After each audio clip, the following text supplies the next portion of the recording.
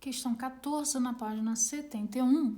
Um balão sobe verticalmente com velocidade de 10 metros por segundo. Ao atingir a altura de 40 metros, seu piloto lança horizontalmente uma pedra com velocidade de 30 metros por segundo. Adotar gravidade igual a 10 e o exercício pede a distância da vertical, que passa pelo ponto de lançamento, ao ponto em que a pedra atinge o solo. O que a gente entende? Essa pedra ela é lançada com duas velocidades em dois eixos distintos. Ela é lançada verticalmente para cima, com velocidade de 10 metros por segundo, e quem deu essa velocidade a ela foi o balão. Mas o piloto também a lança horizontalmente com velocidade de 30 metros por segundo. Então, basicamente, qual é a trajetória descrita por essa pedra?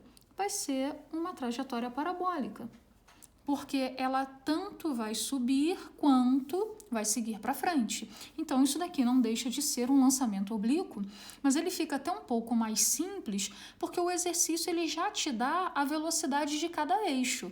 A velocidade inicial do eixo vertical é 10 e a velocidade do eixo horizontal é de 30 metros por segundo. A pergunta do exercício é: qual é a distância desde a vertical, no momento em que essa pedra foi lançada, até o ponto em que ela toca o solo? O exercício quer saber quanto vale essa distância aqui. E aí nós vamos lembrar que os movimentos que acontecem no eixo horizontal e no eixo vertical, eles são simultâneos e independentes. E por serem simultâneos, a gente entende que o mesmo tempo que a partícula tem para o eixo horizontal é o mesmo tempo que a partícula tem para o eixo vertical.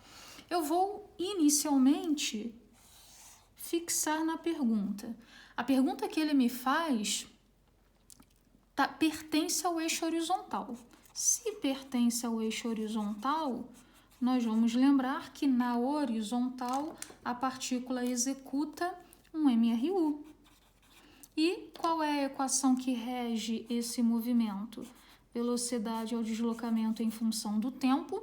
A velocidade nós já temos, não precisamos nem decompor, está valendo quanto? 30.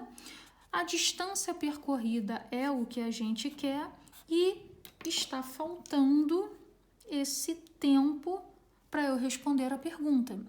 E eu vou entender que esse tempo eu vou analisar agora olhando o eixo vertical. Então, nosso segundo passo é analisar o eixo vertical. Já havíamos comentado isso em exercícios anteriores. A única equação que vai misturar posição, deslocamento com tempo é a equação do deslocamento, que é qual? ΔS V0t mais ou menos AT² sobre 2. E nós fazemos as nossas devidas alterações. No lugar de S é H, no lugar de A é gravidade e não é V0, É V0y, é a velocidade de lançamento do eixo vertical.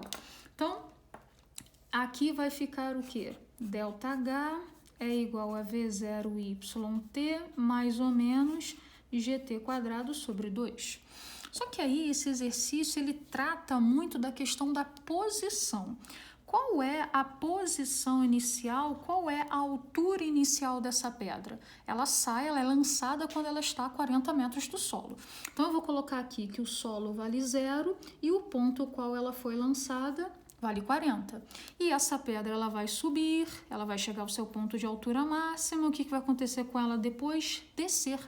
Então, a posição final dessa esfera é o solo. Então, a posição final dela é 0. Então, quem é ΔH? ΔH é H menos H0. Isso é igual a V0YT mais ou menos GT² sobre 2. Então, agora já dá para a gente responder.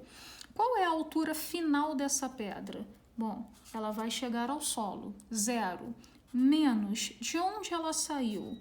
40, isso é igual. Com que velocidade essa partícula foi lançada? Verticalmente. 10 vezes T. Aí aqui é mais ou menos. Vamos ficar atento ao seguinte. Eu não coloquei o chão como 0 e o ponto de partida 40? O que significa isso? Significa que eu orientei a trajetória para cima. E se essa pedra foi lançada para cima pelo balão, então isso significa que o movimento dela inicialmente é progressivo. Mas quando eu jogo uma partícula para cima, ela está contra a força-peso, então, além de progressivo, é retardado. Então, quais são as regras de sinal? Progressivo, velocidade positiva, retardado, sinais opostos, então a aceleração, que é a gravidade, vai ser negativa. Então, menos gravidade 10, t quadrado, dividido por 2. Então, vamos organizar isso daqui, ficamos como? Menos 40 é igual a 10t menos 5t quadrado. Dá para simplificar? Eu vou dividir todo mundo por 5 e organizar essa equação do segundo grau, vou colocar todo mundo para um lado só. Então, vai ficar como? Menos 5 dividido por 5 vai dar menos 1, que passa para o outro lado positivo. Então, vai ficar t quadrado. O 10 dividido por 5 vai ficar 2, vai para o outro lado, vai negativo. Menos 2t. O 40 eu vou dividir por 5, mas não vou trocá-lo de lugar. Então, o sinal permanece. Menos 40 dividido por 5, 8... é igual a 0. Chegamos numa equação do segundo grau, vamos resolvê-la. Quem é o delta?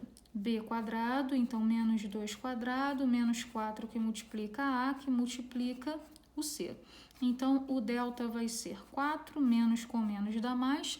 4 vezes 8 dá 32, então o meu delta deu 36.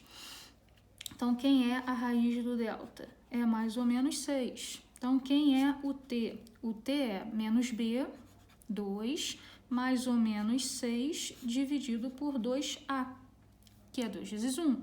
Então, meu t1 está valendo 2 mais 6, 8, dividido por 2, 4. O meu t2 está valendo 2 menos 6 menos 4, dividido por 2, menos 2. Como que a gente está calculando é tempo, a resposta negativa não pode ser utilizada. Então, o tempo que eu procuro vale 4 segundos. E o tempo da vertical é o mesmo tempo da horizontal. Vou voltar para cá. Quanto vale o tempo? Vale 4. Então, trazer para cá, meu ΔS vale 30 vezes 4. O deslocamento vertical vale 120 metros.